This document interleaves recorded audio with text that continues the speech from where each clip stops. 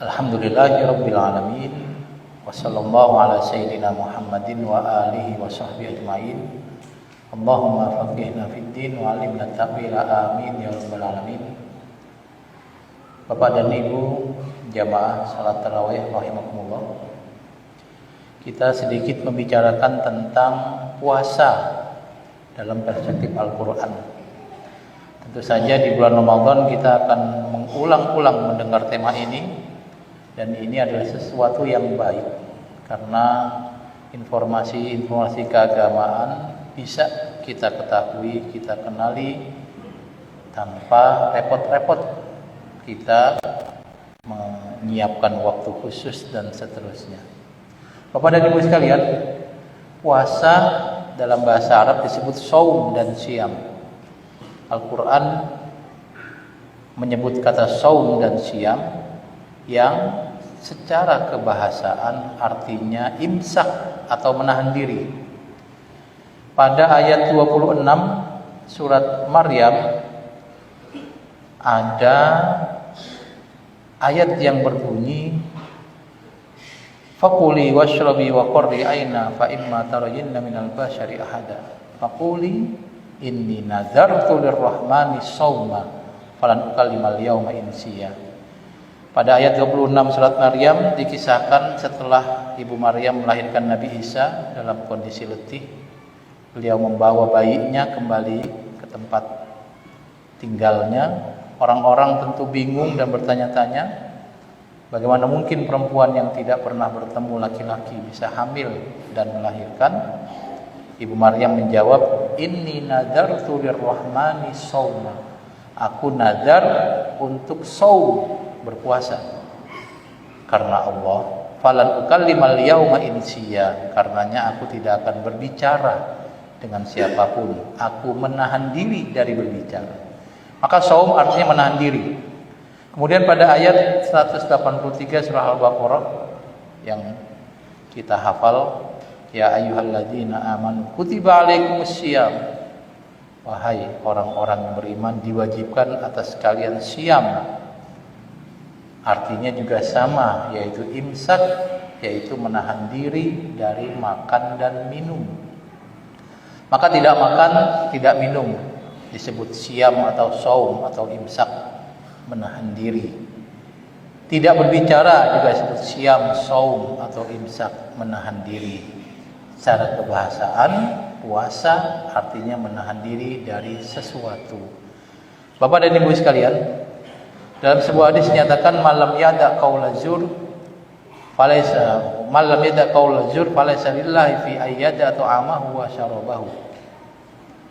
Siapa yang ketika dia berpuasa tetapi tidak menahan diri dari berkata dan berbuat zur, maka puasanya sia-sia.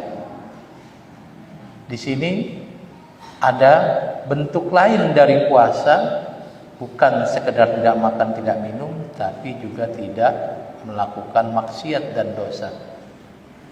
Lagi-lagi puasa artinya imsak. Bapak dan Ibu sekalian, ada satu lagi yang menurut saya penting untuk kita renungi bersama sebagai sebuah bentuk otokritik kita, yaitu puasa dalam artian menahan diri dari nafsu, dari keinginan.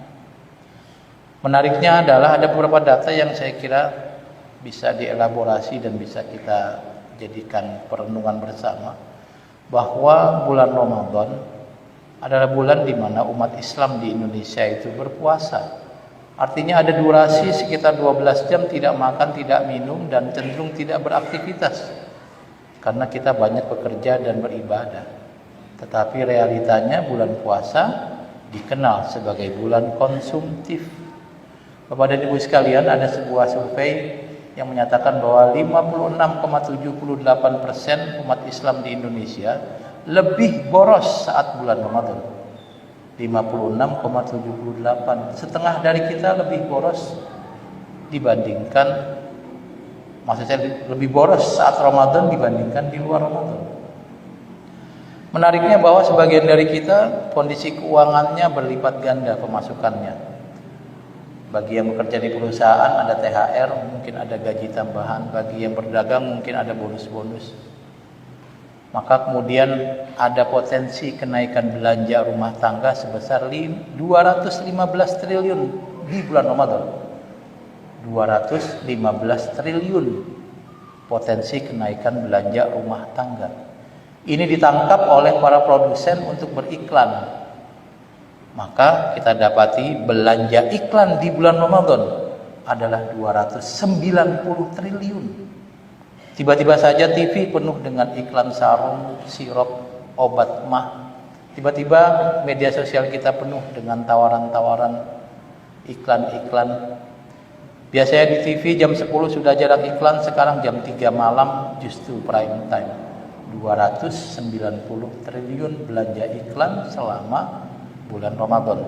Di bulan Ramadan pula belanja online umat Islam rata-ratanya meningkat 300%. Artinya ketika di luar Ramadan orang biasa belanja online 1 juta, di Ramadan menjadi 3 juta. Kalau yang belanja online-nya 5 juta, di bulan Ramadan menjadi 15 juta. Ini fenomena yang unik karena Ramadan bulan puasa yang artinya menahan diri salah satunya dari nafsu, tapi justru di bulan inilah konsumerisme meningkat. Volume sampah di kota-kota besar, Jakarta misalnya, itu naik sampai 20 hingga 30%. Sampah meningkat 20 sampai 30%, di mana 40% itu sampah sisa makanan. Bapak dan Ibu sekalian, di bulan Ramadan ketika kita mau buka puasa melihat jalanan penuh jam 5, orang membeli takjilan. Itu terkadang satu orang membawa plastik dan plastiknya bukan satu jenis makanan. Ada minumannya, ada kolaknya, ada gorengannya, ada cemilan-cemilan yang lain. Beberapa dari kita berhasil memakan itu semua. Dan beberapa kemudian tidak sampai habis karena kekenyangan, maka makanan itu terbuang. Ada 40% sampah di bulan Ramadan berbentuk sisa makanan dan sisa minuman, dan 18% sampah di bulan Ramadan adalah bungkus makanan dan bungkus minuman, yang paling banyak berupa plastik, sebagian kecilnya adalah styrofoam. Lagi-lagi ini sesuatu yang perlu kita cermati. Bulan Ramadan kita pahami sebagai bulan untuk tidak banyak ngomong, apalagi tidak bermanfaat, untuk menahan diri dari makan dan minum, menahan diri dari berdosa, dan menahan diri dari hawa nafsu. Apakah bisa kemudian kita melakukan itu? Hakikat puasa adalah imsak, menahan diri, termasuk dari keinginan-keinginan.